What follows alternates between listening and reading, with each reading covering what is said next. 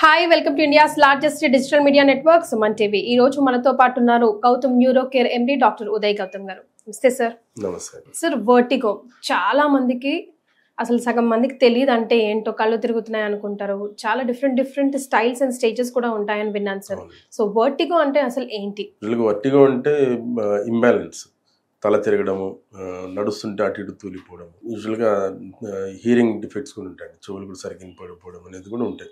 Vertigo ఒక major symptom తల తిప్పడం, నడుస్తుంటే అటు ఇటు తూలిపోవడం, అది వర్టిగో. సో కళ్ళు సరిగ్గా కనిపించో, చెవులు సరిగ్గా వినిపించో, అండ్ కళ్ళు తిరుగుతున్నట్టు షేడీగా. యూజువల్గా తల తిరగడమే ఎక్కువ ఉంటుందండి. తల తిరగడము, నడుస్తుంటే పక్కకి అట్లా చొరిగిపోయినట్టు, తాగిన వాళ్ళు ఎలా నడుస్తారు, పర్ఫెక్ట్ గా అడుగులు పడడం. ఎందుకు వస్తుంది సార్ ఇది? దీనికి చాలా రీజన్స్ ఉన్నాయండి, చాలా రీజన్స్. యూజువల్గా ఏంటంటే చెవుకు సంబంధించిన వెస్టిబులర్ సిస్టమ్ ఇన్వాల్వ్మెంట్ వల్ల ఎక్కువ ఉంటుంది. మీనియస్ డిసీజ్ కానీ, లాబ్రింథైటిస్, వెస్టిబులర్ డిసీజెస్ ఏదైనా ఉన్నా కూడా ఎక్కువ అదే ఉంటుంది. చాలామందికి ఉన్న డౌట్స్ ఏంటంటే అసలు ఏ డాక్టర్ని కలవాలి, ఏంటి కలవాలా, తల తిరుగుతున్నాయంటే ఏంటి డాక్టర్ని కలవాలా, లేకపోతే న్యూరాలజిస్ట్ని కలవాలా, నెక్ పెయిన్ కూడా ఉంటుంది దాని అసోసియేటెడ్గా, లేకపోతే ఆర్థోపెడిక్స్ని కలవాలా అనేది చాలా మందికి ఉండేటువంటి మేజర్ డౌట్. ఏంటంటే బేస్డ్ ఆన్ సిమ్టమ్, అంటే బేస్డ్ ఆన్ డయాగ్నోసిస్ని బట్టి ఏ డాక్టర్ని కలవాలనేది డిసైడ్ అవుతుంది. యూజువల్గా 70-80% vertigo main reasons year diseases ఉంటాయి, ఇయర్ ఇన్ఫెక్షన్స్ వల్ల కానీ. అంటే దానికి ఓన్లీ తల తిరగడంతో పాటు చెవు నొప్పి కానీ, చెవులు సరిగా వినపడకపోవడము, చెవులో నుంచి ఏదైనా పస్ డిశ్చార్జ్ అవ్వడం, ఇట్లాంటివి ఏదైనా ఉంటే ఏంటి డాక్టర్ని కలవాలి. నెక్స్ట్ సిమ్టమ్స్ ఎక్కువగా న్యూరోకి రిలేటెడ్ ఉంటాయి. గిడ్డినెస్తో పాటు తలనొప్పి ఉండడం, నెక్ పెయిన్ ఉండడం. మేజర్గా ఏంటంటే సర్వైకల్ స్పాండిలోసిస్ వల్ల కూడా వర్టిగో వస్తుంది. ఇది చాలా మంది తెలియదు. సర్వైకల్ స్పాండిలోసిస్ వల్ల నెక్ పెయిన్ వస్తుంది కానీ వర్టిగో ఎందుకు వస్తుంది అని అనుకుంటారు. అది సర్వైకల్ స్పాండిలోసిస్ ఈ రీసెంట్లో ఇన్సిడెంట్స్ పెరిగింది కాబట్టి గిడ్డినెస్ ఎక్కువ మందికి వస్తుంది. బీపీ కంట్రోల్ లేకపోయినా అండ్ షుగర్ అన్కంట్రోల్ ఉన్నా కూడా ఇది వర్టిగో వస్తుంది. ఒకవేళ హైపర్ టెన్షన్, బీపీ కంట్రోల్ లేకపోవడం, షుగర్ కంట్రోల్ లేకపోవడం ఉన్నప్పుడు జనరల్ ఫిజిషియన్ కలవడం బెటర్.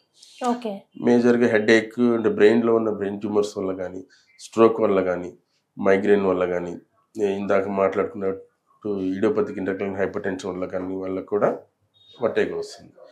సో మన సిమ్టమ్స్ని బట్టి we have to select the doctor. గిడ్డినెస్తో పాటు చెవుకు సంబంధించిన సిమ్టమ్స్ ఉంటే ఈఎన్టీ దగ్గరికి వెళ్ళాలి.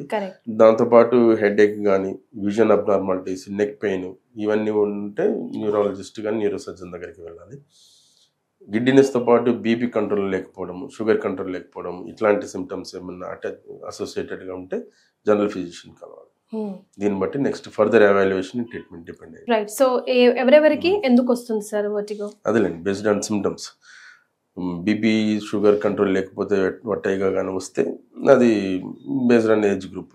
అడల్ట్స్ బీపీ షుగర్ ఎప్పటి నుంచి ఉన్నవాళ్ళు, అది కంట్రోల్ లేకపోవడం వల్ల కూడా వర్టిగో వస్తుందండి. నెక్స్ట్ ఏజ్ గ్రూప్లో ఈ ఇయర్కి సంబంధించిన డిసీజ్ ఎక్కువ ఉందంటే మిడిల్ ఏజ్ గ్రూప్లోనే ఎక్కువ వస్తాయి. ఇయర్ ఇన్ఫెక్షన్స్ వల్ల కానీ, మీనియస్ డిసీజ్ అంటామండి, ఎక్కువగా most common is Meniere's disease. దాంట్లో చెవులో సౌండ్ రావడం, ఈఎన్ సౌండ్ రావడం, గిడ్డినెస్ ఉండడం, ఇవన్నీ కూడా మిడిల్ ఏజ్ గ్రూప్లో వస్తాయి. మిడిల్ ఏజ్ గ్రూప్ కొంచెం చిన్నపిల్లలు వస్తాయి, వాళ్ళు ఈఎన్టీ డాక్టర్ని కలవచ్చు. ఇప్పుడు నెక్స్ట్ ఏంటంటే సర్వైకల్ స్పాండిలోసిస్ వల్ల కూడా గిడ్డినెస్ వస్తుందనే విషయం చాలా మంది తెలియదు. కాబట్టి ఈ సర్వైకల్ స్పాండిలోసిస్ ఎవరికి వస్తున్నాయంటే ఈ రోజుల్లో యంగ్స్టర్స్కి వచ్చేస్తున్నాయి, సాఫ్ట్వేర్ వాళ్ళకి ఎస్పెషల్లీ. చిన్నపిల్లలు మొబైల్ ఫోన్స్ ఎక్కువ చూడడం, తల వంచి వర్క్ చేయడం అదొకటి. ఎల్డర్లీ వాళ్ళకి డీజనరేటివ్ డిసీజ్ వల్ల ఆటోమేటిక్గా ఏజ్ అయిపోయింటుంది కాబట్టి సర్వైకల్ వర్టిబ్రాస్ వీక్ అయిపోవడము, డీజనరేటివ్ చేంజెస్ వల్ల కూడా వాళ్ళకి సర్వైకల్ స్పాండిలోసిస్ వచ్చి దాని తర్వాత గిడ్డినెస్ వస్తుంది. సో ఆ age group, different age group, all age groups కూడా ఇన్వాల్వ్ అవుతాయి. సో ఎలాంటి ట్రీట్మెంట్స్ అవైలబుల్లో ఉన్నాయి సార్ గౌతమ్ న్యూరో? అదేలేండి, మాకు వర్టిగో పేషెంట్స్ రెగ్యులర్గా ఖచ్చితంగా డెఫినెట్గా 10 to 15 members పర్ డే వస్తారు. దానికి డయాగ్నోసిస్ ఫస్ట్ ఇంపార్టెంట్. అసలు అది ఎందువల్ల వచ్చింది, డయాగ్నోసిస్ బేస్ చేసుకొని ఫస్ట్ మెడికల్ మేనేజ్మెంట్ ఇస్తాము. మెడికల్ మేనేజ్మెంట్లో బీపీ షుగర్ ఏదన్నా అటు అసోసియేటెడ్ ఉంటే మేమే కంట్రోల్ చేసేసి దానికి వర్టిగో సంబంధించిన మెడికల్ మేనేజ్మెంట్ కూడా ఇస్తాము. అది కాకుండా ఏదన్నా హెడేక్ ఉండి మైగ్రేన్ వల్ల కానీ, బ్రెయిన్ హైపర్ టెన్షన్ వల్ల కానీ ఇది ఏదన్నా సిమ్టమ్స్ ఉంటే దాని ప్రైమరీ ట్రీట్మెంట్ ఇస్తూ వటేగో ట్రీట్మెంట్ ఇస్తాం.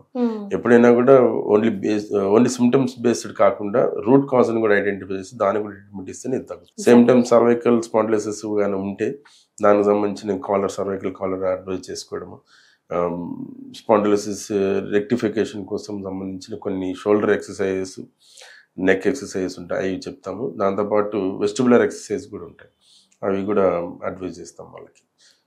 సో వెరీ రేర్ సిచ్యువేషన్స్లో సర్వైకల్ స్పాండిలోసిస్ చాలా సివియర్గా ఉంటే దానికి సర్జరీ చేయాల్సి వస్తుంది. So best of the best I mean ఎలా గుర్తించాలి వెంటనే వితౌట్ డిలే అంటే ముందుగా హెడేక్ అండ్ కళ్ళు తిరగడము, హెడేక్, నడుస్తుంటే తూలు వస్తున్నది అనే దాని మీద కూడా ఇమీడియట్గా అసలు ఫస్ట్ ఎవరి దగ్గరికి వెళ్ళాలని కన్ఫ్యూజన్ తోటి మీరు టైం డిలే చేయకుండా అట్లీస్ట్ జనరల్ ఫిజిషియన్ దగ్గరికి ఇనిషియల్గా వెళితే వాళ్ళు అట్లీస్ట్ డయాగ్నోస్ చేసి నెక్స్ట్ నువ్వు ఎవరి దగ్గరికి వెళ్ళాలని వాళ్ళు ఇనిషియల్గా అడ్వైజ్ చేసే అవకాశం ఉంటుంది.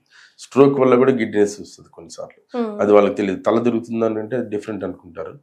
స్ట్రోక్ వచ్చినప్పుడు పీసీఏ స్ట్రోక్స్ అంటాం, పోస్టరియర్ సర్క్యులేషన్ స్ట్రోక్స్లో ఫస్ట్ రీజన్ అదే ఉంటుంది.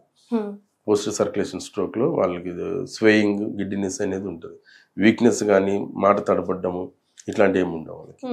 సో అక్కడ మిస్ అవుతారు మళ్ళీ.